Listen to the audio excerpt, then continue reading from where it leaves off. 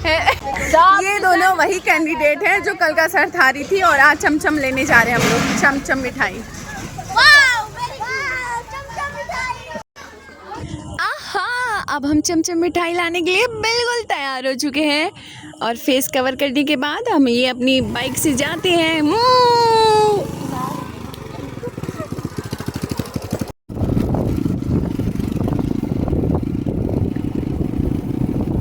हम अपनी दो सखियों के साथ मार्केट की तरफ चमचम मिठाई लेने के लिए निकल पड़े हैं और इधर का रास्ता बहुत ख़राब है, तो हमारी दोनों सखियों को बहुत ही भय लग रहा था और हम जल्दी ही मिठाई की दुकान पे पहुंच गए। यहाँ पे बहुत ही स्वादिष्ट और शानदार मिठाइयाँ थी और ये आपको जो म्यूजिक सुनाई दे रही है बैकग्राउंड में, यहाँ पे माता जी की मूर्ति स्थापित थी और वहीं पंडाल से ये गाने बज रहे हैं। और हम मिठाई लेने के बाद जल्द ही समोसे की तलाश में निकल पड़ते हैं, क्योंकि इस दुकान पे समोसा इतनी सुबह बना नहीं था। ये हमारे पीछे दो सखियाँ हैं। समोसा और मिठाई लेने के बाद हम जल्दी घर की तरफ प्रस्थान करते हैं। हमें जल्द ही स्कूल पर पहुंचना था, क्योंकि हम लंच टाइम में मिठाई लेने के लिए निकले हुए थे और हम जल्दी से वहां पे पहुंचते हैं तो देखते हैं कि वहां पे घंटी बज चुकी थी लंच की और उसके बाद सारे टीचर समोसा और मिठाई खाते हैं। उसकी रिकॉर्डिंग हम नहीं कर पाते हैं बाय द वे, पर कोई बात नहीं, खाते तो हम ही लोग हैं ना। और हम जल्दी से यहाँ पे स्कूल की तरफ आ चुके हैं।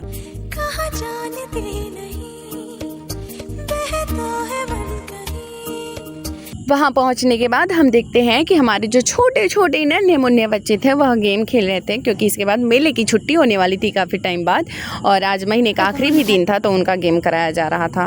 और अब बारी आती है हमारे सेकंड मीटिंग के बच्चों की, जो ढेर सारी पढ़ाई लिखाई करने के बाद खेलने का योजना बनाते हैं और उनका खेल कराने का जो योजना है वह सफल घोषित कर दिया जाता है। इस प्रकार से हमारी लड़कियां खो खो खेलती है और हमारे बॉयज़ टीम जो होती है वह कबड्डी खेलती है। अब बात की जाती है जनरल नॉलेज की। खो खो में कितने खिलाड़ी होते हैं ये आप हमें कमेंट करके हमारे कमेंट बॉक्स में ज़रूर बताइएगा। और हमारे बॉयज़ टीम जो होती है वह कबड्डी दोन के खेलती है भाई, क्योंकि हरे हरे घासों पे कबड्डी खेलने का मज़ा ही कुछ और होता है। ये तो उन्हीं से पूछे जो खेलते हैं। गेम सेम खेलने के बहुत फ़ायदे होते हैं, जिसकी पूर्ति किसी और चीज़ से नहीं की जा सकती है, इसलिए बच्चों को अपने गेम ज़रूर खेलने दें। आप सबको क्या लगा जनरल नॉलेज का क्वेश्चन खत्म होता है? कदापि नहीं, अभी तो शुरू होता है बाबा।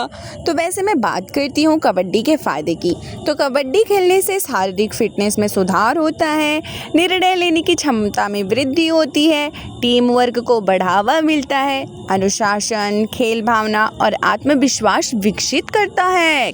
कबड्डी, अब आप समझे, कबड्डी कोई हल्का मल्का गेम नहीं है बाबा। वैसे क्या आपको पता है कबड्डी के अलावा कबड्डी को और किन नामों से जाना जाता है? चलिए कोई बात नहीं, मैं हूँ ना, नहीं पता होगा तो मैं बताती हूँ।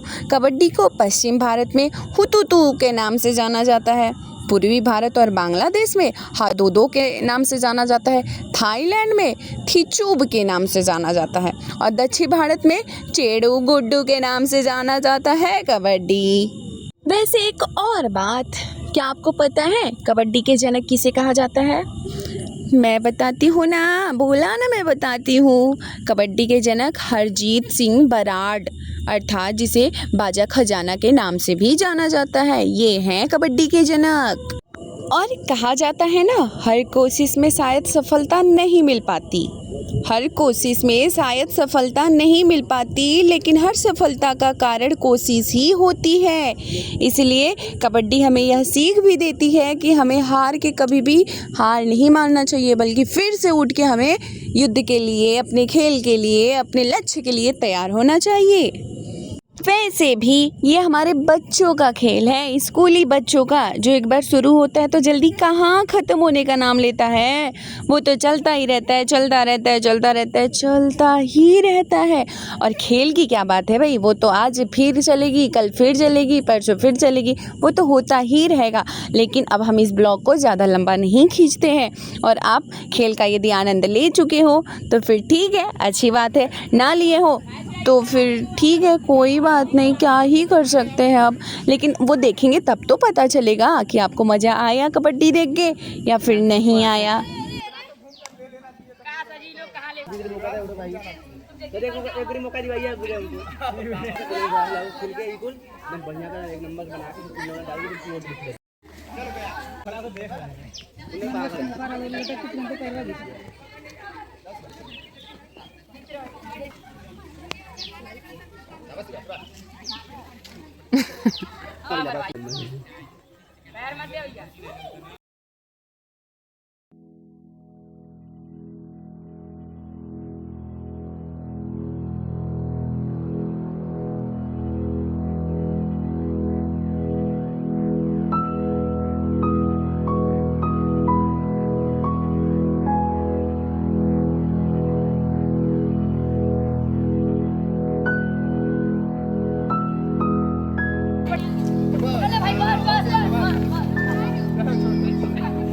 इस प्रकार से मेरे बच्चों का गेम हो जाता है ठीक ठाक।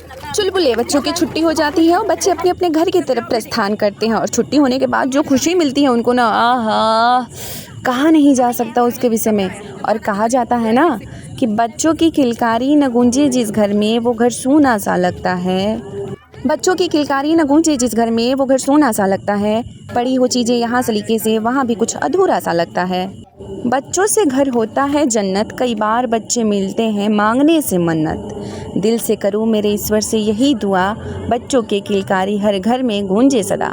आप सब अपना ध्यान रखिएगा और अपना ख्याल रखिएगा। मिलते हैं नेक्स्ट वीडियो में, तब तक के लिए टेक केयर, बाय बाय।